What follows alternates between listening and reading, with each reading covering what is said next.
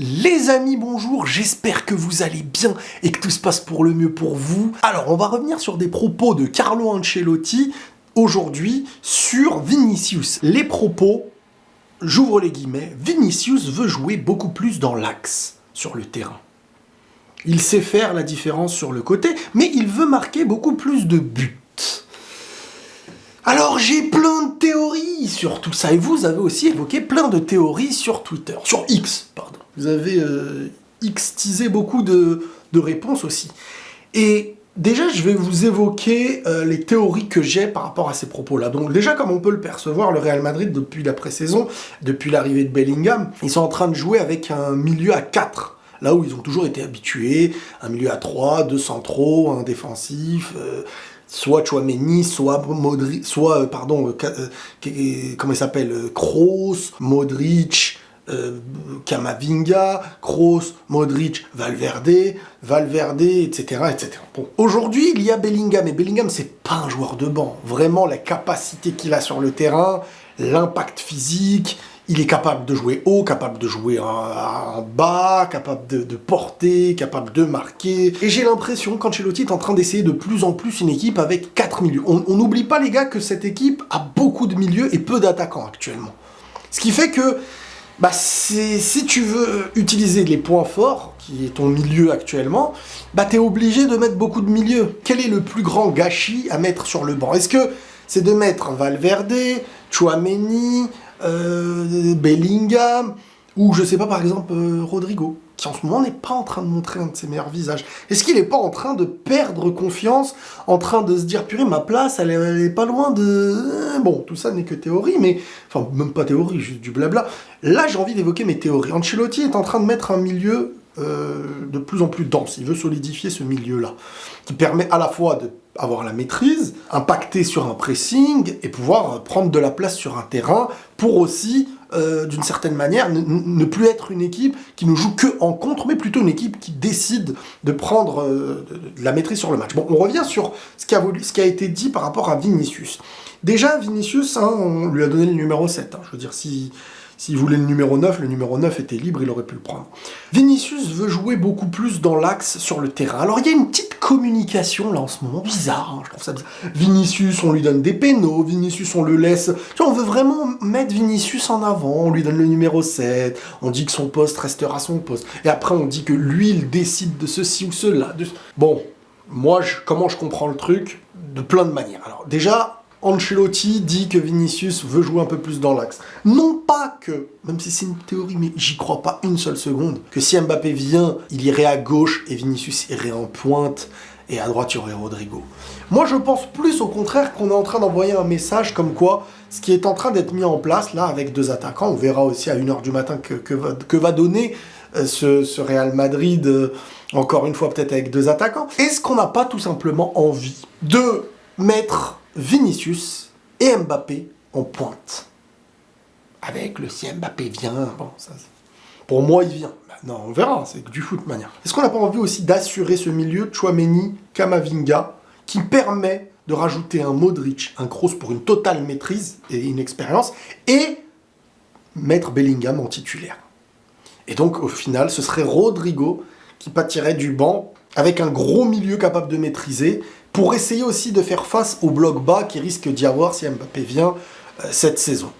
Parce que avec un milieu qui peut pousser, qui peut maîtriser, qui peut gérer, et le 4-3-3 qui était beaucoup plus... on était en tout cas à Madrid, ça jouait beaucoup sur un 4-3-3, mais on maîtrise pas énormément le ballon et on joue vite vers les côtés. Donc... ce que ça peut dire, ça peut vouloir dire deux attaquants, et ça peut aussi vouloir être tout simplement cette communication habituelle depuis qu'on entend parler d'Mbappé cet été, de le Real n'est pas dans cette optique d'aller le chercher. C'est bizarre, Mbappé, et on sait qu'Mbappé, Florentino, il y a un contact. On sait qu'ils s'aiment bien. On sait qu'Mbappé... Ça y est, même là, pour la première journée, il paraît qu'il ne jouerait même pas, il serait même pas inscrit pour la première journée de Ligue 1. Il serait même pas appelé.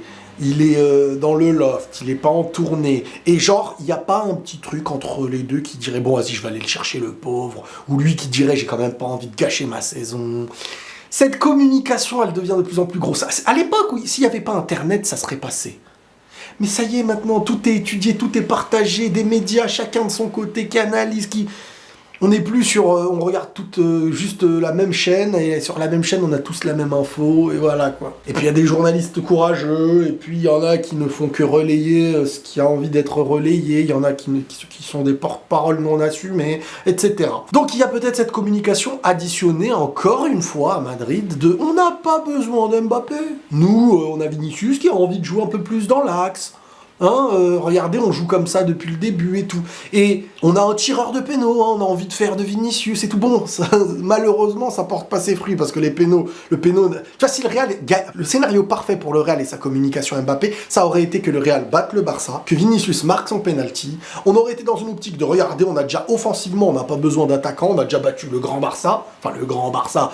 Le Barcelone, je veux dire, le grand classico, on l'a remporté. On aurait pu dire derrière, en jouant en plus derrière sur les propos de regardez, voilà, pas besoin d'attaquant. On a même notre tireur, on a donné le numéro 7 à Vinicius. Bref, Paris, si vous voulez le vendre, on va peut-être vous rendre service en le prenant, mais on va pas payer un prix de malade. Même si je sais pas pourquoi, je pense quand même qu'ils vont mettre un certain prix au final. Mais cette communication, elle est quand même mise en place. Et ce 9 est toujours vacant. Donc, non, les amis, c'est inconcevable d'avoir Mbappé à gauche, Vinicius en pointe. Et même s'il le tente un jour, c'est inconcevable que ça marche. Vinicius a besoin de son côté. Peut-être que là, il est en mode « j'ai envie de développer plein de choses », je pense que c'est pas vrai.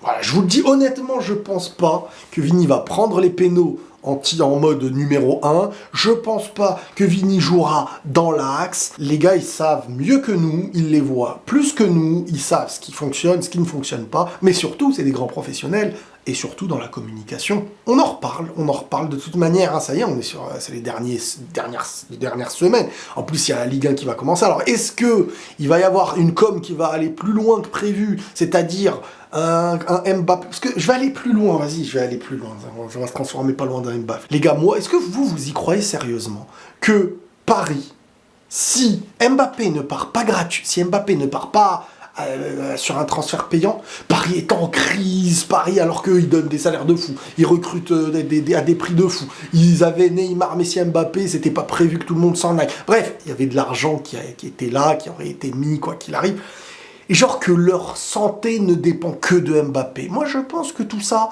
je suis pas loin de dire que tout ça est déjà fait, parce que j'en sais rien, honnêtement, j'en sais rien si tout est déjà fait ou pas, mais que Mbappé, dans sa tête, pour moi, il sait très bien où il va. Le Real Madrid, bizarrement silencieux jusqu'à là, avec un numéro 9 tranquille qui attend. Ils sont pas pressés.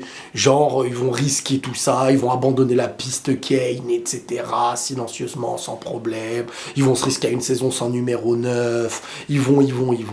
On est d'accord. Pour moi, j'y crois pas une seconde. Et Paris, comme par hasard, après avoir toujours été derrière Mbappé, vouloir qu'il prolonge, et dans une situation aujourd'hui où ils se disent pas, si le joueur veut faire sa dernière saison, on va tout faire dans cette dernière saison, avec une bonne équipe, on va pouvoir essayer de le prolonger comme ils ont toujours fait par le passé, eux qui ne lâchaient rien, eux qui étaient toujours dans l'idée de pouvoir négocier.